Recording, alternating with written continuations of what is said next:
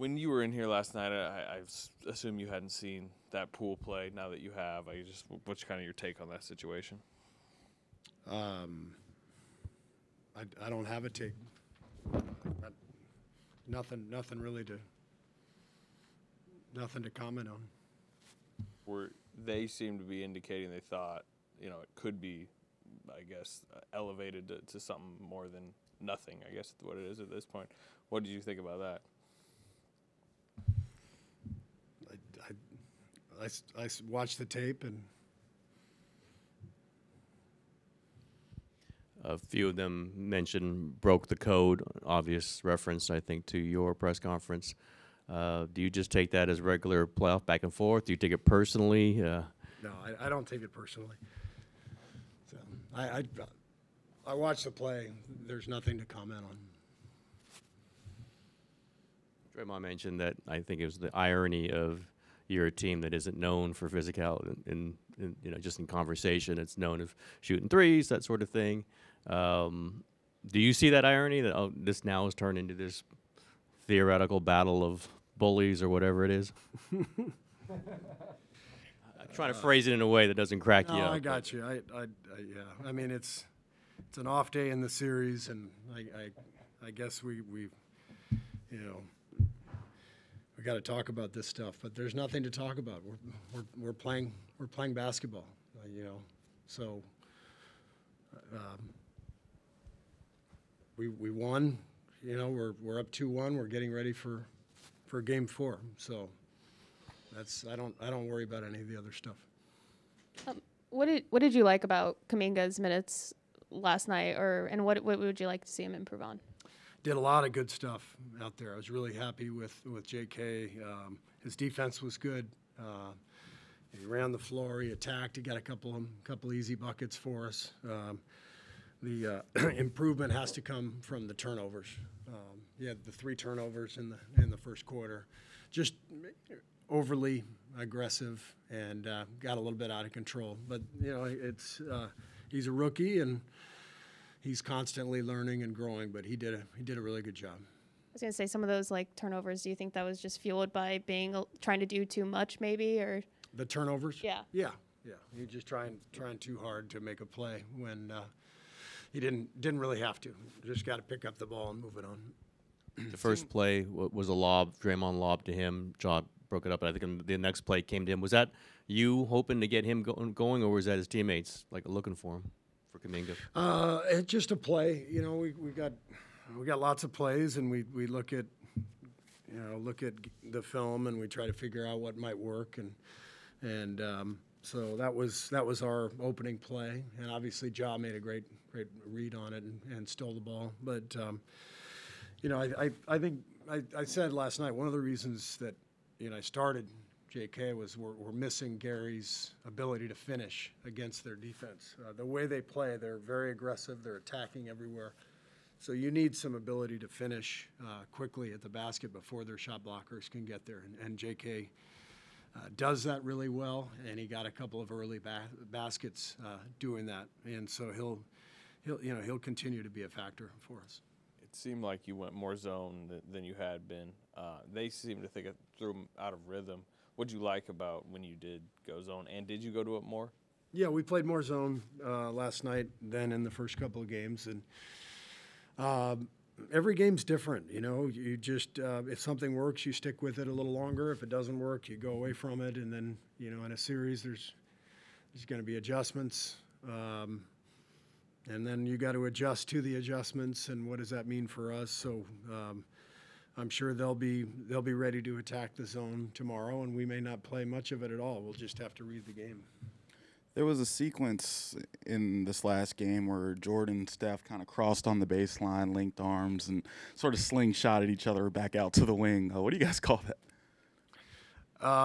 We don't have a name for that, but we used to run it a lot with Steph and Clay first couple of years. I think it was I think Alvin Gentry brought that action to us, and so we used it years ago, and we thought it might be something that could be effective in this series. Small lineup was a plus last night, maybe first time in a while. Is it are you targeting it for certain segments or against certain lineups? Yeah, we go into every game with a kind of a rough draft of what our rotation will look like, and we always plot out some time blocks for certain lineups, and that lineup for sure. So we got to it eventually, and it was effective. And again, every game is different, and you just have to react to what's happening out there. But I thought JP was fantastic last night. Having that extra playmaker on the floor when Steph is on the court, the two of them together is very effective because you can attack from different points against the defense. So we'll get back to that, but we'll see how many minutes we do that for. It'll depend on how the game's going.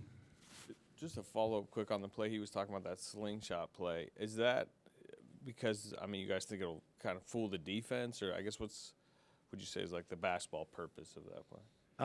Yeah, it's just you're just trying to create some pace and force and a little deception, and it's just a quirky thing that those guys have done for. We didn't do much of it this year, but in our early years they did quite a bit of that, and again, just we got a whole bunch of plays, and we try to think of stuff that as we watch our opponent's defense, we just try to think of stuff that might be effective. So. Obviously, we'd love if we could only just talk about basketball, but with the NBA, things spew on Twitter or like overflow and stuff. And there was a weatherman from Memphis yesterday that tweeted a slur in reference to Draymond Green. Did you see that? A weatherman? Yeah. No, I got off Twitter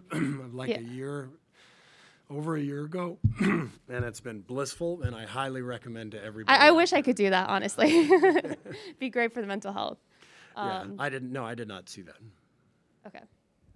Does that surprise you, though, that somebody would do that still? Does it surprise me that a weatherman would tweet a slur at Draymond in 2022? Not in the slightest bit.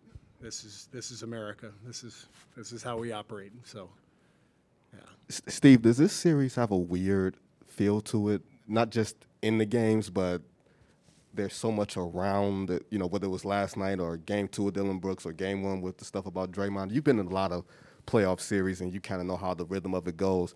Is this one just a little odd or a little weird, I guess is the word?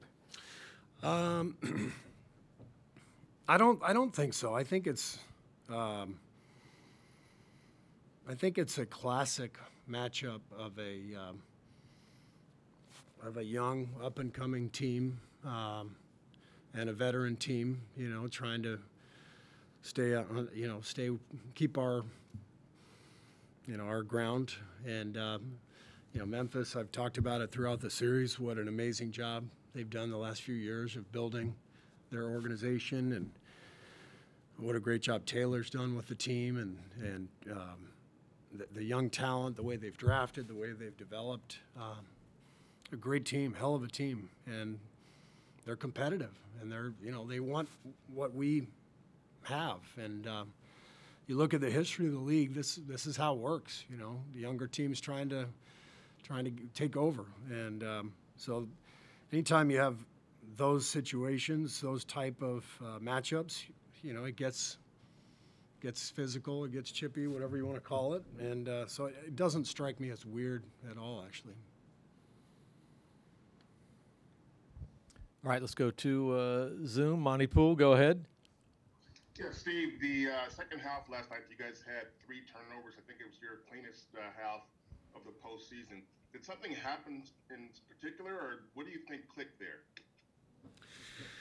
I just think we settled in. I thought we were so amped up early that we got in a rush, and you saw plenty of turnovers early in the game where we were just trying to force things. And I think by halftime our guys had settled in, and that really showed in the third quarter. We executed really well and just made simple plays, and that's going to be the message. For the rest of this series, we have to keep it simple. They're really athletic. They're great in transition. You know, if you're too ambitious and you're trying to make too many plays for yourself, that plays into their hands. Do you think the experience edge, which we talked about going into the postseason that you guys have, is starting to kick in? I don't.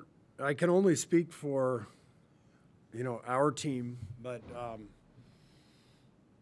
you know, I think we've grown here in the first 2 rounds. You know, we because we have the mix that we do. You know, these veteran guys who have won championships, but also newer additions to the team, guys like Jordan and Wiggs and J.K. Otto. You know, you really need to go through the fire together. And I think, you know, facing Denver, facing Memphis, you know, the greatness of Ja and of Jokic, that's what forges a team, is learning how to compete and bring your best stuff against the best in the league. And so I like our growth, you know, here early in the second round. I mean, obviously there's a lot of work ahead, but I just like the fact that our guys have had to come together and get better over the first few weeks, and I think we have. One follow-up.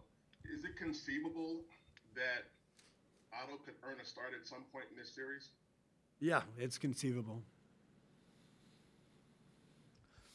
All right, Maria, go ahead. Hi, Steve. Hope you're well. With all the challenges your team has faced in this series against the Grizzlies, what are the main improvements that you've seen from your guys so far? And also, sorry, my throat. And also, what are those key aspects from yesterday's game that you feel really happy about?